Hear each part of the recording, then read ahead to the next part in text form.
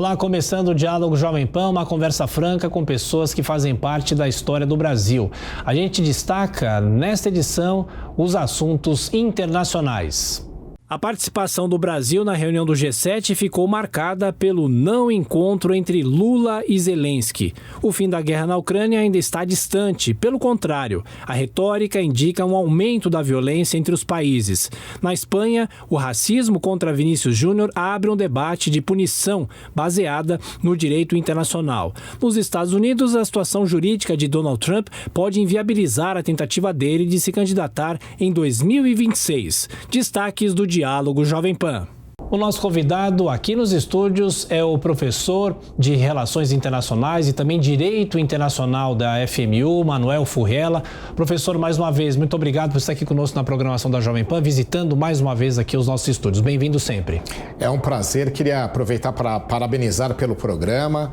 Realmente sempre é uma grande oportunidade para a sua audiência, ouvir aqui os entrevistados com questões atuais, sempre com gente muito qualificada. Então é um prazer novamente visitar os estúdios, principalmente participar do teu programa. Obrigado, professor. Professor, falando sobre os assuntos gerais internacionais, recentemente tivemos a reunião do G7 e a grande repercussão da não reunião entre Lula e o presidente Zelensky da Ucrânia. Eu pergunto para o senhor, professor, de que forma o governo brasileiro deveria se posicionar em relação à guerra na Ucrânia? Essa é uma polêmica que vem desde o ano passado, quando começou a guerra, mas o governo brasileiro perde chances de se posicionar? Essa reunião seria fundamental ou não, professor?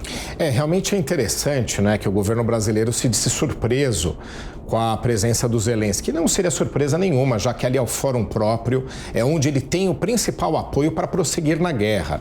Então, neste mais de um ano de conflito, quase um ano e meio, o que a gente tem percebido é que o que sustenta a participação propriamente da Ucrânia é o apoio que dão Estados Unidos, Japão, enfim, principalmente aqueles que integram os G7. Então, a participação dele, a presença dele, propriamente poderiam até não ser uma surpresa, mas as tratativas envolvendo o conflito, a partir da premissa de que o apoio à Ucrânia tem que permanecer e tem que ser substancial, não teria que ser surpresa nenhuma ao governo brasileiro, estando no próprio fórum onde essas personalidades, os grandes apoiadores estão.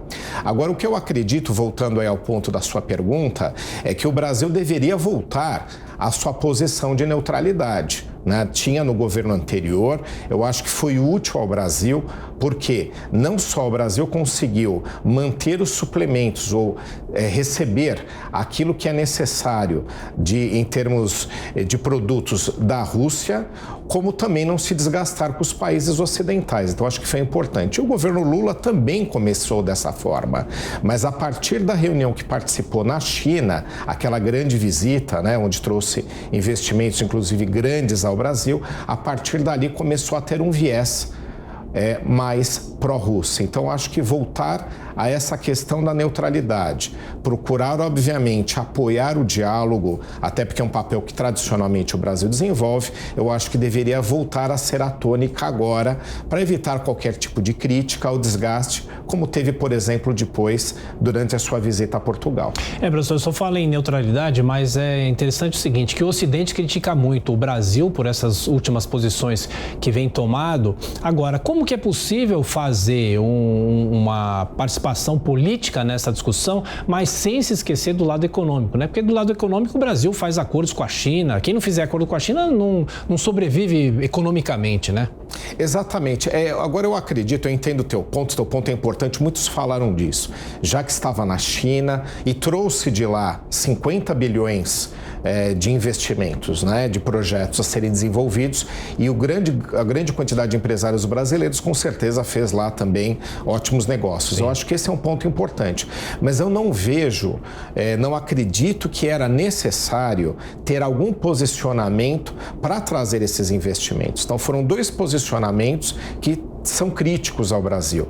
Esse com viés mais pró-Rússia, equiparando a Ucrânia no conflito, sendo que a Ucrânia foi invadida, a Ucrânia que não foi permitida a sua independência e as suas tomadas de decisão. Então, evidentemente que neste cenário, né, a Ucrânia é desfavorecida, não precisa, obviamente, ter uma posição a favor dela, mas a neutralidade, além de ser útil, eu acredito que ela não estava sendo desafiada para trazer os investimentos chineses ao Brasil. E um outro ponto também que foi polêmico é o apoio a que a China parta com ações mais efetivas para retomar Taiwan, já que Taiwan tem ali um posicionamento independente, não é reconhecido como um Estado, inclusive não é pelo Brasil, mas eu também acho que não haveria necessidade para trazer esses investimentos, mostrar um apoio chinês às suas pretensões de uma retomada de Taiwan, que pode inclusive ser conflituosa.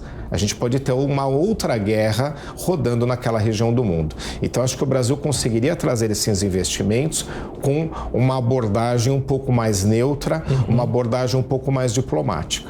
E agora, professor, os outros países entendem essa posição do Brasil com a preocupação econômica? Porque todo país tem um posicionamento político, mas também preza pela própria economia. Isso é um consenso, vamos dizer assim, no cenário internacional? É possível adotar essa neutralidade, mas também os outros países saberem que você vem buscando os mercados, né?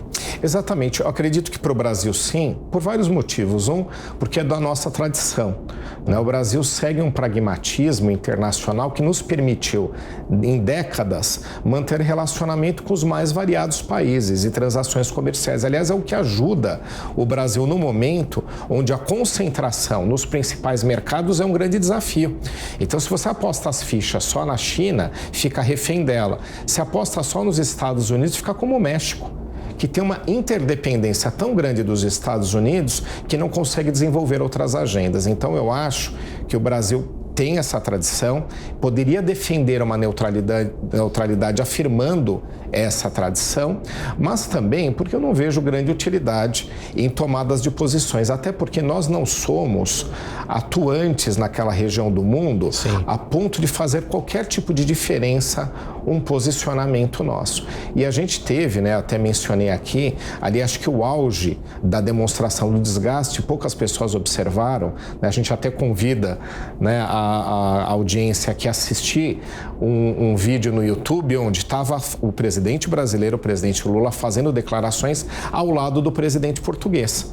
E quando foi tratada a questão da Ucrânia, o presidente Lula, acertadamente, começou a aliviar um pouco um posicionamento a favor da Rússia. Acertado porque eu digo que houve ali, obviamente, né, uma ideia de voltar um pouco àquela neutralidade. Mas o presidente português fazendo uma colocação especificamente sendo contrária ao do presidente brasileiro em relação à Ucrânia, falando que a posição portuguesa era muito clara a favor propriamente do Estado que foi agredido, que foi invadido.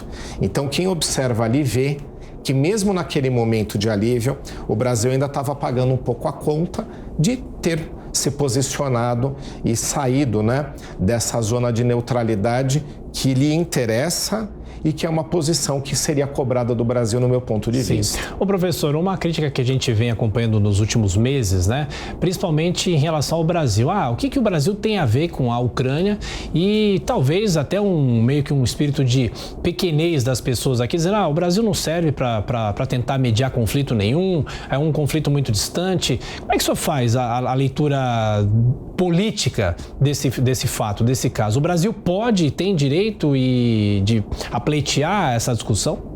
Sim, compete ao Brasil participar desses fóruns internacionais. A minha crítica é a forma, né? Obviamente, como isso foi posicionado. Mas tentar ser interlocutor, tentar buscar uma composição das partes é papel do Brasil por vários motivos. Até vou colocar aqui depois uma situação que vai mostrar como a gente até pode ser mais útil. Também, obviamente, aí é uma análise nossa. Claro. De qualquer forma, o Brasil é uma potência regional. Tanto é verdade aí para também a gente ficar comprovando, né? Não é só o que a gente acha, mas tem fundamento que a gente acha. Quase todas as vezes que o Brasil se candidata ao Conselho de Segurança da ONU nas cadeiras rotativas, a gente pega uma das cadeiras. O Brasil é a principal nação, é a nação mais rica de toda a América Latina, então somos potência regional, até mesmo por essa premissa. Estamos aí entre as 10 maiores economias do mundo, somos o 5º em extensão territorial no mundo, que tem mais de 200 estados. Então nós somos representativos. Nós temos um corpo diplomático profissionalizado, reconhecido internacionalmente, que é o Itamaraty. Então são muitas as credenciais, né? E aí vem o ponto que eu queria mostrar onde a gente pode ser efetivo. Primeiro, porque somos essa potência regional que eu já expliquei. E depois, propriamente, porque nós temos uma excelente interlocução com a China. Excelente interlocução. E fazemos parte de um grupo que é chamado BRICS, onde está a Rússia e China lá dentro.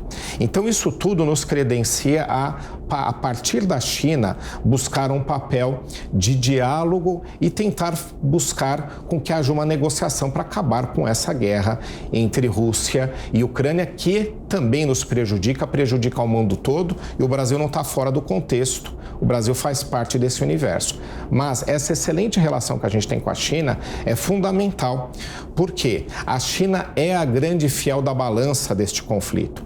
Você tem todo o Ocidente praticamente apoiando a Ucrânia, você tem a China apoiando a Rússia e sustentando o conflito a partir do momento que ela, pela potência econômica que ela mantendo relações com a Rússia continua tendo condições de permanecer no conflito. Então ela tem os instrumentos na mão para chamar a Rússia para um diálogo mais efetivo por conta desse apoio necessário à sobrevivência da Rússia nesta guerra. E o Brasil pode dialogar com a China, com a qual tem essa proximidade, com a qual o presidente Lula também tem uma excelente relação. Então, aproveitar o nosso presidente, aproveitar o Brasil e ir nessa agenda a partir da China. Aí eu acho que a gente tem um bom diálogo. Agora, se posicionar a favor de alguém, eu acho que não colabora e nem é necessário. Perfeito. Estamos aqui nos estúdios com o professor Manuel Furrella, que é professor da FMU e principalmente de Direito Internacional, mas também das relações internacionais que a gente está analisando aqui. Professor, falando sobre a guerra propriamente dita, né? Nas últimas semanas a gente vê essa guerra de retóricas também, dizendo que a Ucrânia poderia aumentar o poderio contra a Rússia. A Ucrânia vem sendo sustentada pelos países do Ocidente em relação a armamentos, a tanques e tudo mais. Eu pergunto, para muita gente essa guerra se arrastou já passou do que se imaginava que poderia acontecer. A gente se lembra que quando a guerra começou se falava que a guerra ia durar um mês ou podia durar um ano, pelo menos. Um ano a gente já teve essa barreira quebrada. Eu pergunto, qual que pode ser o consenso? Se eu fosse lá o mediador, qual que pode ser o consenso para acabar a guerra? Porque a gente imagina que Putin não vai querer terminar com essa guerra, né? Não, e o ponto é que ele mudou o objetivo dele no conflito, né? O objetivo inicial, com a invasão da Ucrânia, foi subjugar a Ucrânia, foi impor a vontade russa à Ucrânia. A vontade, propriamente, o que você tinha ali era fazer com que a Ucrânia não ingressasse na OTAN, esse era o principal objetivo. Lembrando aqui, a OTAN é a organização militar, é a organização do Tratado do Atlântico Norte, que agrega as potências ocidentais que rivalizam com a Rússia.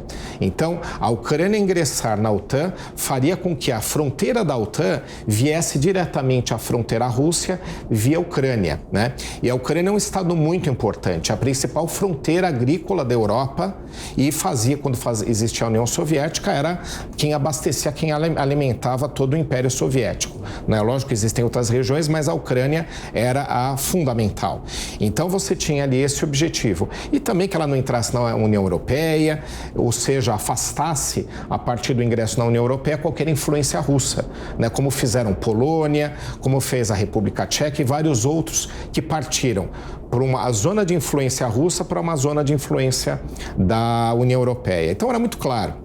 Ela invadiu e a resistência ucraniana foi muito superior ao que ela esperava, não só porque a população ucraniana e a Ucrânia se mobilizou contra uma interferência russa. A Rússia não esperava que isso acontecesse, e aí veio o apoio ocidental, que obviamente é o que está alimentando, né? Sanções que a Rússia não esperava, envio de força, não de forças militares, mas de equipamentos para a Ucrânia. Tudo isso fez com que o conflito ficasse muito resistente.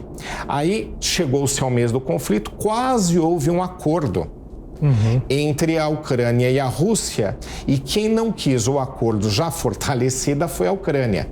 A Ucrânia poderia ter cedido o seu ingresso à OTAN, poderia ter afastado, até porque, pouco se fala, mas era um ingresso bem polêmico. A França e a Alemanha, por exemplo, não estavam fechadas com essa questão. Isso era uma agenda americana, o ingresso da Ucrânia na OTAN.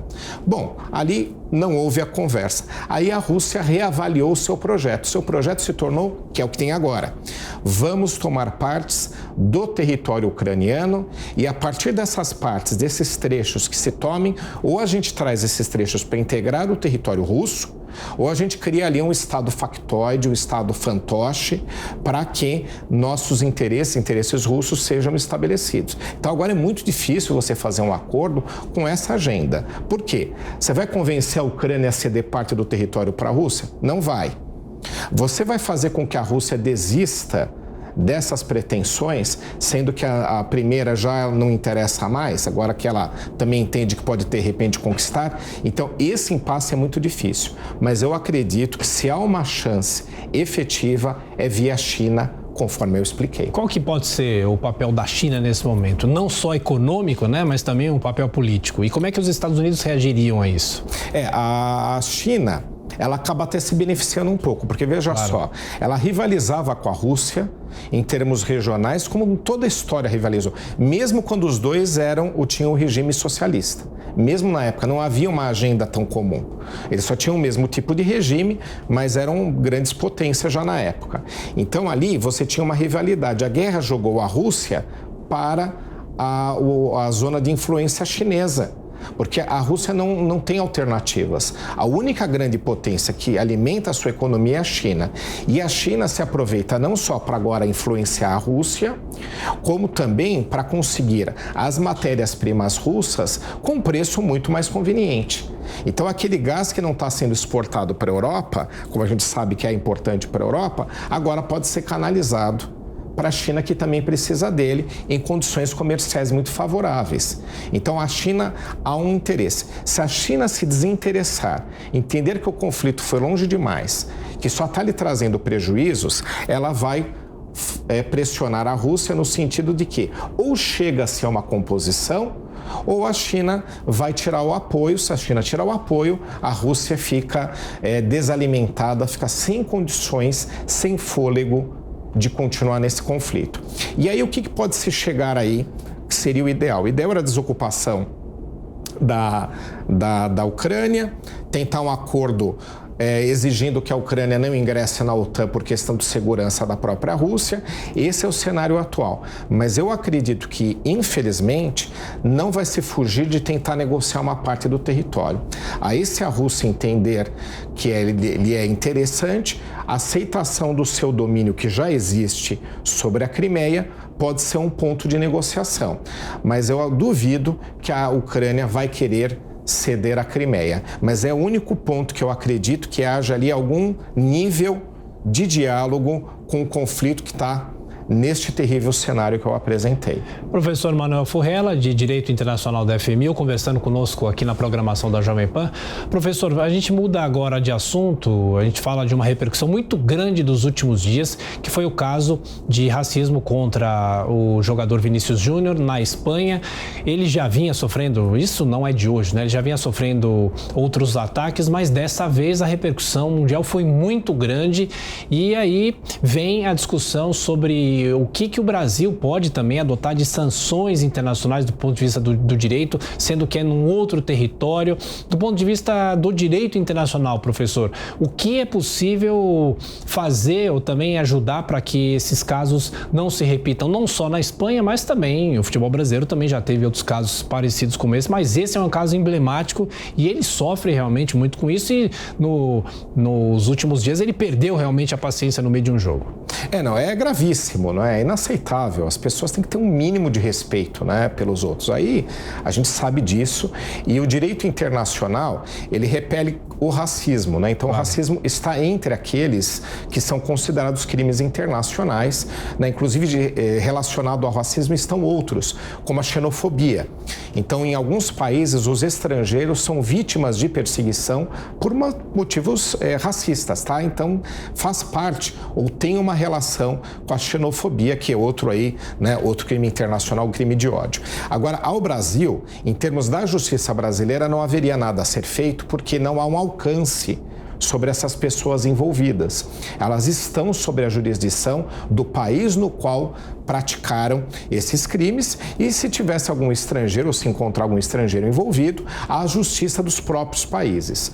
Então, só se algum desses cidadãos passasse pelo território nacional, nos daria essa legitimidade. Então, são uma série de situações que afastam o direito brasileiro de ser aplicado. O que cabia, por enquanto, e foi feito, o Brasil promoveu medidas no sentido de criticar e cobrar as autoridades locais que tomassem providências e tomaram. Acertadamente, o Brasil se posicionou nessas exigências. Se elas não fossem atendidas, se não houvesse alguma punição, ou pelo menos investigação, ou que se acionasse na justiça essas pessoas envolvidas, o Brasil tinha duas posições a tomar que felizmente não vai precisar fazer. Uma é de aplicar sanções internacionais propriamente, medidas que podem ser econômicas, medidas que podem ser no sentido de um posicionamento brasileiro contra aquele Estado, e outra que é pouco utilizada, mas seria com certeza aplicável, que é a seguinte: toda vez que você tem um Estado, um país, onde foram cometidos crimes, principalmente quando são crimes internacionais, o racismo entra nessa categoria, podem ser acionados os tribunais internacionais. O Tribunal Internacional, ele atua em algumas situações. Uma delas é quando a justiça do país onde foi cometido aquele crime é omissa.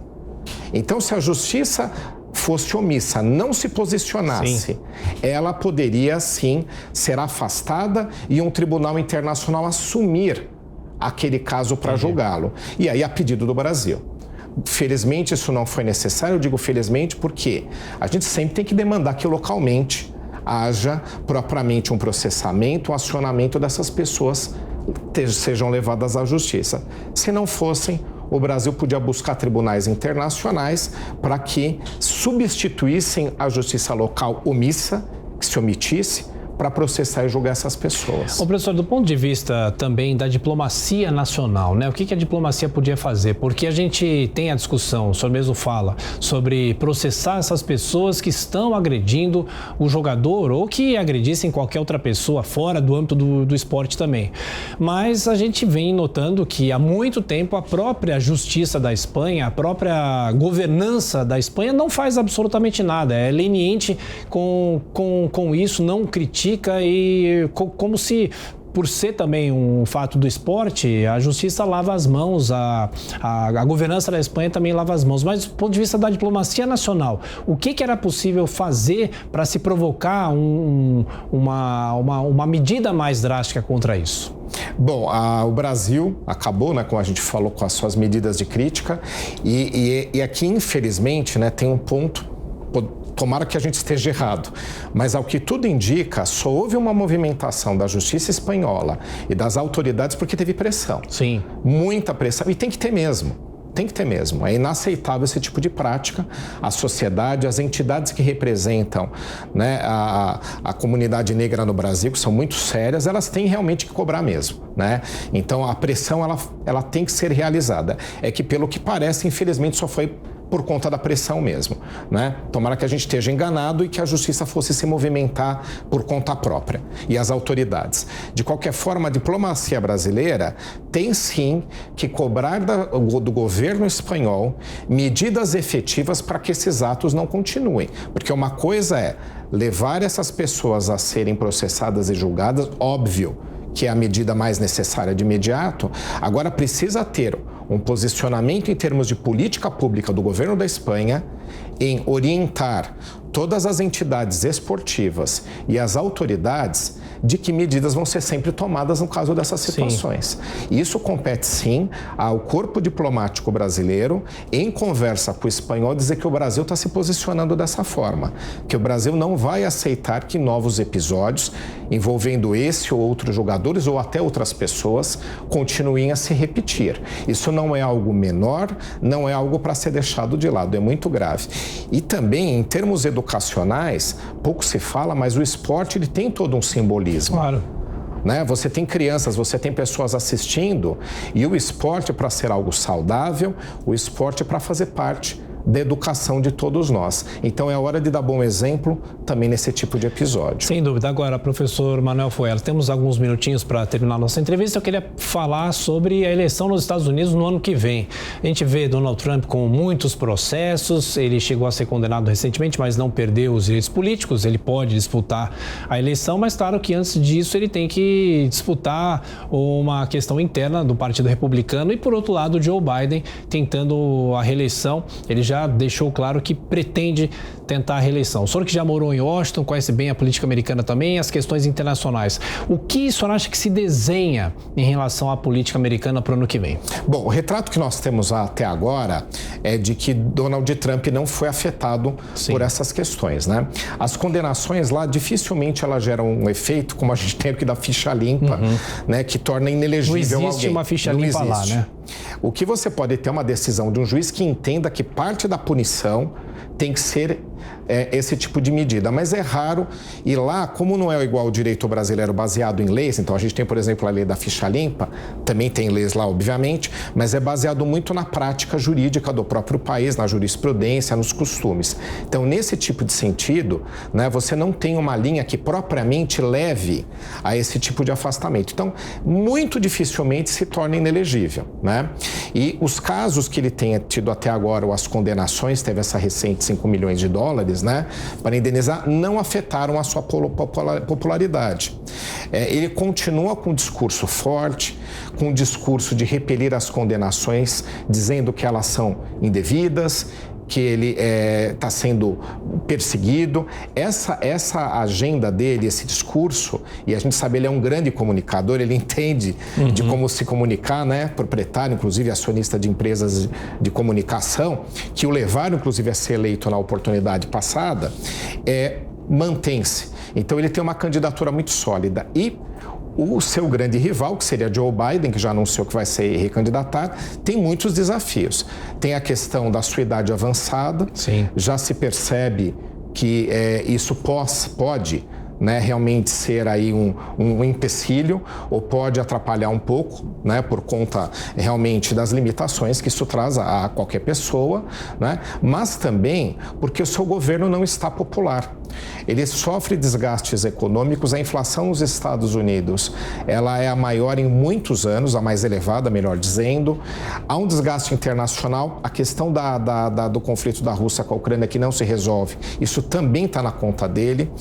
Aquela saída atabalhoada do Afeganistão, aquela desocupação desorganizada. Então, ele tem muitos problemas na sua gestão. Ele não é um presidente popular. Então, isso também alimenta Donald Trump a alavancar a sua candidatura. Ele não foi afetado, não teve a sua popularidade diminuída. E há aquela análise econômica que faz muito parte, né, do dia a dia dos cidadãos do mundo todo, nos Estados Unidos principalmente, de uma comparação. Agora há um momento de uma economia desacelerada, de uma inflação elevada, em comparação à gestão do Trump, que teve resultados melhores, muito melhores. Então isso, nesse cenário, falando ainda de hoje, óbvio que tem que aguardar, tem muita água para passar embaixo da ponte, né? Mas o cenário atual, na minha análise, favorece Donald Trump na sua candidatura, na sua nova candidatura, e Joe Biden realmente ele está em um momento bem difícil da sua gestão. E só mais uma pergunta, professor. O senhor acha que Donald Trump se viabiliza candidato porque existem resistências contra ele dentro do próprio Partido Republicano, não é? Sim, e ele tem um cenário diferente da eleição passada, né? Na eleição passada, um dos fatores que fez com que ele fosse candidato, ele era uma novidade, né? Então não se sabia se era uma aposta, acabou sendo uma grande aposta, ele ganhou, venceu a eleição. Os republicanos, então, fizeram uma escolha acertada eleitoralmente, mas agora você tem 3 candidatos fortes dentro do próprio partido, o que está se notabilizando mais, e já anunciou uma pré-candidatura ao governador da Flórida, mas de qualquer forma, eu acredito que mesmo com esse cenário tão adverso, como ele tem uma força eleitoral muito forte, e ele tem 2 cenários, né? O Donald Trump é interessante, né, como ele construiu. Ele tem adeptos que dão aí mais ou menos 20% dos eleitores que estão sempre com ele, né? É uma base muito sólida. Nenhum candidato tem isso. E tem aquela variável. aquela variável que vai analisar questões econômicas, que vai analisar um discurso internacional, por exemplo, contra a China, que vai cada vez se tornar mais atrativo ao eleitor americano, e os outros candidatos não têm esta bagagem ou esta pista. Então, é um cenário mais desafiador para ele, sem dúvida, ter outros candidatos fortes dentro do partido. Ele não teve isso na outra oportunidade, mas, de qualquer forma, eu acredito que, mesmo assim, ele é a principal figura para a eleição, para a próxima eleição, em termos de chance de eleição. Professor, mais uma vez, muito obrigado pela visita aqui aos estúdios da Jovem Pan. O senhor é sempre bem-vindo. Até a próxima. Eu que agradeço o convite. Conversamos com o professor Manuel Furriela, que é professor da FMU de Direito Internacional. A você, ouvinte, a você, espectador, mais uma vez, muito obrigado pela sua audiência e continue sempre com a nossa programação. Até a próxima.